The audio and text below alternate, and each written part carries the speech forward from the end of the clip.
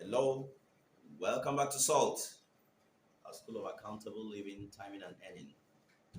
This our home where we discuss the home, where we discuss community, where we discuss faith, faith in God, faith in myself, faith in my community, that is faith in ourselves.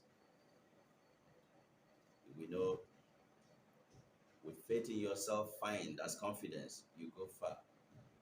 But when there's no faith in the community, you operate totally as an individual, and you can only achieve what an individual can achieve. So today we are picking up from where we dropped it off. In one of our previous lessons, we mentioned the Hector value or the Hector principle of living. That principle that said, love your woman, honor the gods, and finally, defend your country. Which I would normally paraphrase as love your woman, honor your God, defend your country. This is a summary of all that we've got to live for on this planet. I mentioned something about Great Britain being great just for one thing they do, and they do it very well. They do it with all their heart, they do it with all their might, and that is to protect their women and children. And looking at how this principle becomes beneficial to any set of people, any community that chooses to adopt it, any human being, an individual that chooses to adopt the Hector principle of living. If you choose to love, when you love your woman, you will love her children. When you love your woman, you protect her, you protect your women and children. When you honor your God, you will most likely not do injustice to another person. Not only translate to piety in sacred places like temples, shrines, or chapels. It will definitely translate in treating another person like a person, treating another human being like a human being. Only when it comes to defending your country, you come to know what we call identity. In this life, everyone wants to be identified by something good. And in life, we have our names, we own our names, given us from our parents. But most of the time, what identifies us is where we are coming from or where we finally settle. Even today, in some parts of Nigeria, people take their surname to be the community where they live or where they were born. So, in the Hector principle, we say, love your woman, honor your God, defend your country. If you do these three things, you will not lack identity because you will be identified with your country. You will not lack direction because that is what spirituality does for mankind. And you will be emotionally very rich.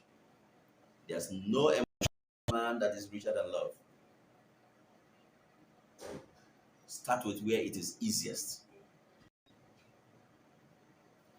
Love your man, honor your God, defend your country. I know that Christian principles differ from this in the sense that you will get something like the Lord your God is one. You shall love the Lord your God with all your heart, with all your might, with all your soul, with all your intellect, everything about you. That one in Christianity, the love for yourself is defined by your love for your God. And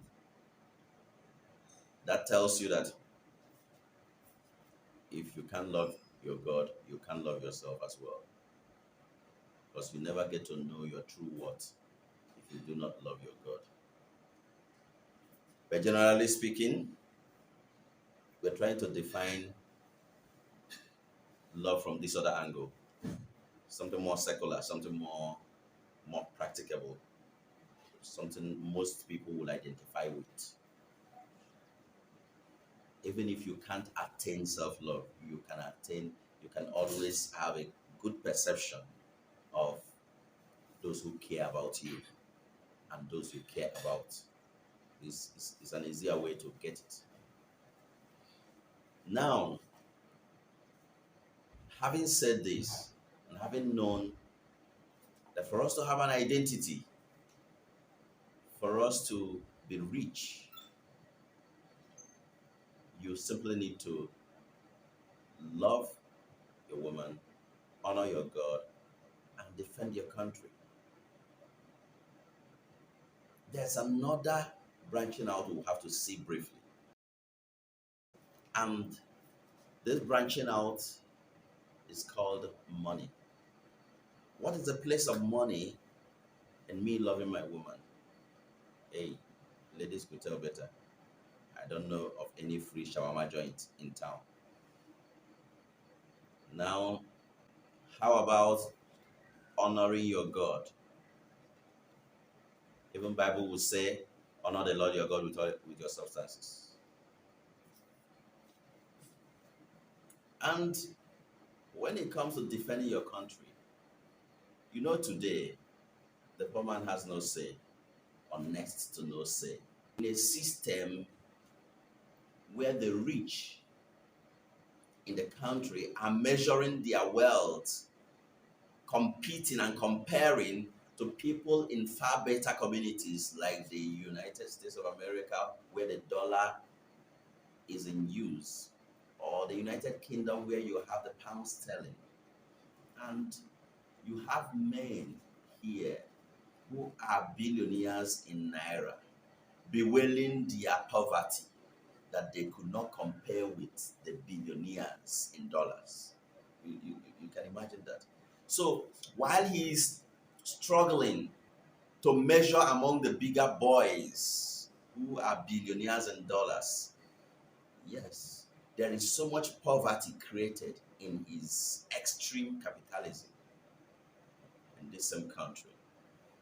And we begin to wonder, where on earth will he find resources to help or to encourage anyone that need encouragement or help beside him in his own immediate environment in Nigeria? Where can he?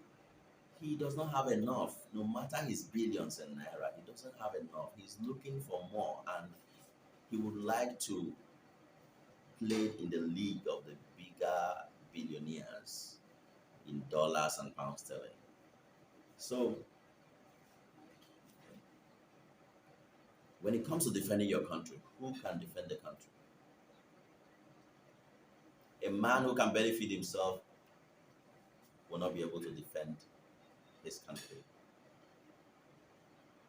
And the best way and easiest way to be rich enough to defend your country is to be part of a bigger part of a bigger part of a bigger whole. A civil servant who is a cleaner in the office is part of the defense of the entire country, though he earns meagerly. A worker, a farmer who is busy working, saw his hands every day, is part of the defense of this country because he's part of the bigger vision called our country. When you lose sight of the community, you become completely individual. So in essence, we're bringing out money as a number 4. If the Hector principle of life has 3 components, the 4th component, which is only a facilitator and not a major value in itself, is money. Your woman has value, just like you yourself has value. You have value. Your God is a stronger value in your reasoning, in your mind, in your entire life. And finally, your community, your country is a value, very, very strong value in your own life. Then what is money? Money is not value in itself. Money is only a store, like a folder where you store the files called value. And that is why you could have 10 folders in your system, on your desktop, and the 10 of them are not the same sizes. The 10 of them are not of the same extent of importance to you, because the content of each folder determines how important the folder is to you. So money in itself, whether you call it currency or legal tender, is not a value like your wife is or your woman is. It's not a value like your God is. It's not a value like your country is. So we are bringing money in as the number fourth value you are creating. And the real worth of money is not in any value it carries. It doesn't have value except whatever man places on it. Just that somehow, like football has become the greatest sports invention, of the human mind. Money has equally become the greatest overall invention of the human mind. Money is only a store of value. When the British people call their own pound, all the efforts that are made in the United Kingdom are geared towards bestowing more and more value on that particular pound sterling. All the values, all the efforts made in the United States of America are geared towards bestowing more economic value on that particular entity they created called the dollar. And then the interesting fact about money is this: the more you treat human beings like human beings in your own territory, in the jurisdiction where your money is used, the more the money will be gaining in value. That means the more the efforts in that country are geared towards uplifting one another, the more the value of that money, that currency. The more the money, the currency of a country is used to oppress any part or whole of the country, any set of people, any component part of the country, the more that currency keeps going down. And an example is not far-fetched. Just check our own currency. If the currency of this country is utilized to make the lives of the members of this country better, the value of that currency will be increasing. If the currency of this country is only utilized to facilitate oppression, majorly, that's more like 50%, to facilitate keeping the poor, keeping the rich richer, maintaining of class, you find out that the value of the currency will keep going down. So, back to our question, what is money? Money is a store of values. After the first three values of you, love your woman, honor your God, defend your country, money comes in as a facilitator. Money comes in as a facilitator. And some people will argue with me if I say money is like the water in the ocean. That water is very important. But I wonder if the water is more important than the boat that you're sailing in that ship, that particular sea. That big boat that you're sailing that goes and brings the goods, brings the wealth and creates more wealth. Now, how about if the boat itself is more important than the captain? The human crew of that particular boat. If you tell me the boat is more important than the people, and the water is more important than the boat, or the water is more important than the people, I wonder what value the boat will have if there are no people to sail it. I wonder what value the sea would have if there are no people to enjoy it. To say this sea is valuable to me. So in the creation of man, value is resting, value is bestowed on the human being, on the human soul, on the soul of man. And that value is what he transfers to whatever he deems valuable.